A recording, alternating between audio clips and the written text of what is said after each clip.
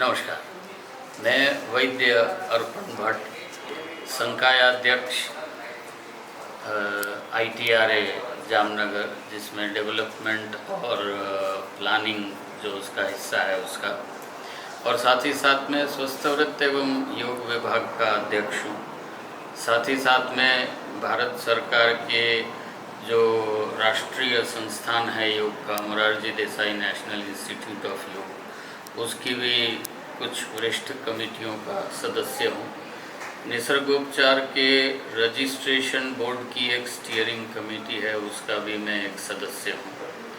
और इन सब दायित्वों के नाते आज मैं यहाँ पर अहमदाबाद में जो निसर्गोपचार का राष्ट्रीय एक संगोष्ठी स्वरूप का सम्मेलन हो रहा है, उसमें प्रतिभागिता कर रहा हूँ। निसर्गोपचार एक औषध विहीन चिकित्सा प्रणाली हम कह सकते हैं, क्योंकि जिस पंच तत्व से हमारा शरीर बना है, उन्हीं पंच तत्वों के जो द्रव्य हैं, पदार्थ हैं, उन्हीं से और उन्हीं को लेकर के जो चिकित्सा की जाती है वह निसर्गोपचार है। सिर्फ रोगों की चिकित्सा इसमें सम्मिलित नहीं है, अपितु स्वास्थ्य संवर्धन भी इसके साथ जुड़ा हुआ है।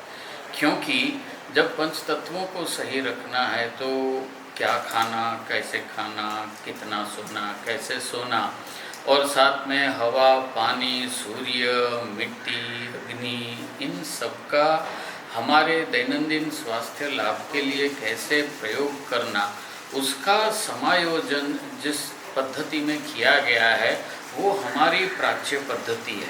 हम सब जानते हैं कि वेदों के काल से ये हमारी परंपरा चली है।